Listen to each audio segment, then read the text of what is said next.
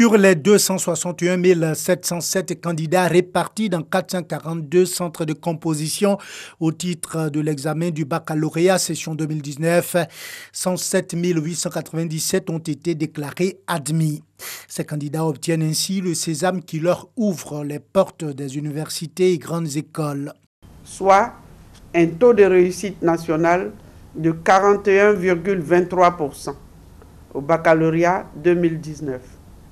Contre 46,09% en 2018 et 44,97% en 2017.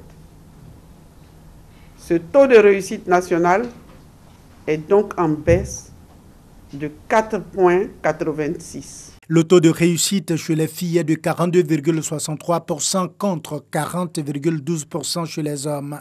Les candidats disposent de 72 heures à compter de la proclamation des résultats ce lundi 29 juillet jusqu'au mercredi 31 juillet 2019 pour introduire des réclamations dans leurs différents centres de composition respectifs. La proclamation des résultats de l'examen du baccalauréat met fin au calendrier des examens scolaires de la session 2019.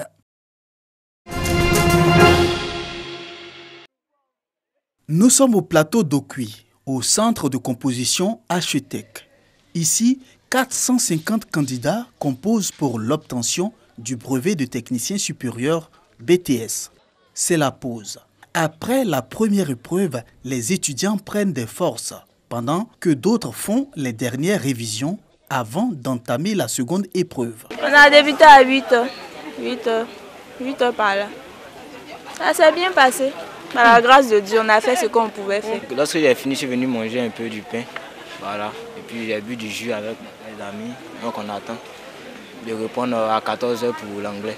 Je suis en train de réviser. C'est la meilleure des choses à faire là. On révise. Et on attend l'heure pour aller affronter l'épreuve.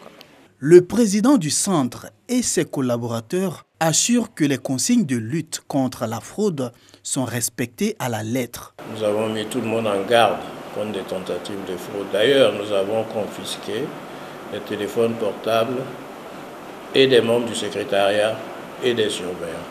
Lorsque le surveillant vient, on la résiste, on lui retire ses portables et on les garde dans cette enveloppe. Donc à la fin de la surveillance, il vient retirer son portable et il confirme qu'il a retiré son portable. 13h45, la deuxième épreuve va bientôt commencer. Les candidats se dirigent vers leur salle de composition en prenant soin de laisser derrière eux tout effet personnel. 14h00, démarrage des épreuves d'anglais. Pas aussi compliqué que ça en fait.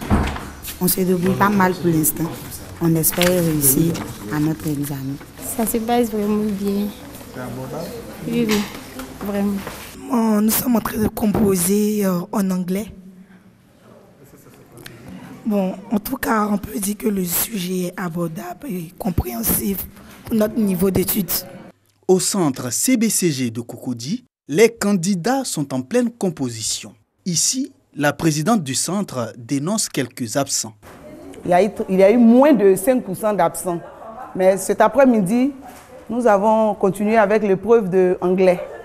Et nous espérons que les candidats absents du matin pourront être là pour rattraper. Les compositions du BTS viennent clôturer la boucle des examens à grand tirage. En attendant les résultats, les candidats devront affronter d'autres épreuves jusqu'au 3 août.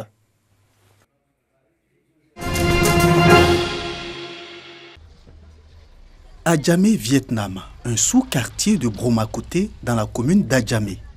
Réunis au sein de la MUDAV, Mutuelle pour le développement d'Adjamé, Vietnam, les jeunes de ce quartier œuvrent pour la paix et la cohésion entre les habitants du quartier.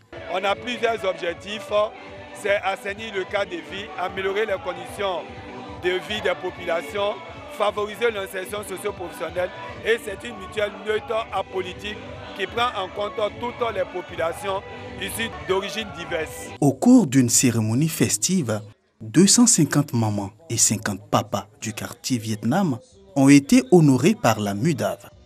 Plusieurs présents leur ont été remis.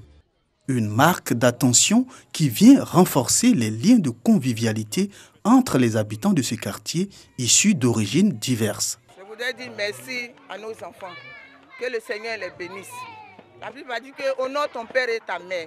Les enfants nous ont honorés aujourd'hui. Ces enfants qui sont nés dans ce quartier, ils nous ont toujours soutenus. Et aujourd'hui, ils ont montré au monde entier qu'ils sont avec nous. Nous sommes de cœur avec eux. C'est un exemple d'intégration. Il faut absolument que notre exemple fasse tache d'huile. La MUDAV a posé plusieurs actions de développement en faveur des jeunes du quartier. Récemment, cette mutuelle a aidé à la formation de 50 jeunes dans l'entrepreneuriat et le leadership. Cette cérémonie était placée sous le patronage de M. Foussini Dambélé, directeur général de la RTI.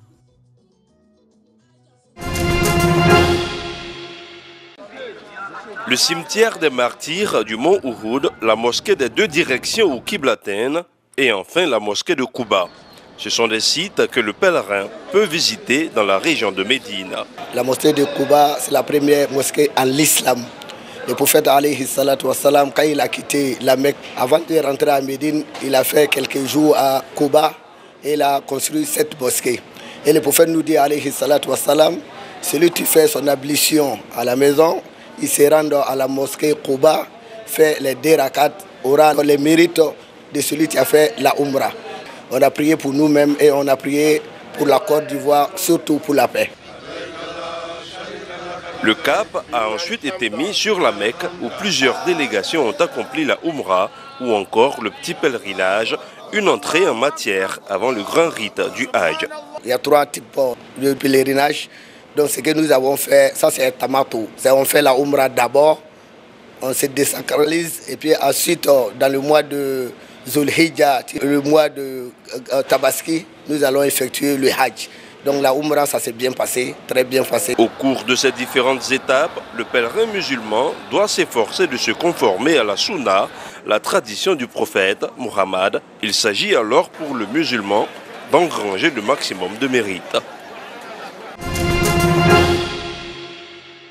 Il est 11h à la paroisse Saint-Raphaël de l'église du christianisme céleste de Port-Boué. Les fidèles sont soumis à 10 minutes de prière avant l'entame de l'Assemblée générale relative aux divergences qui minent l'église.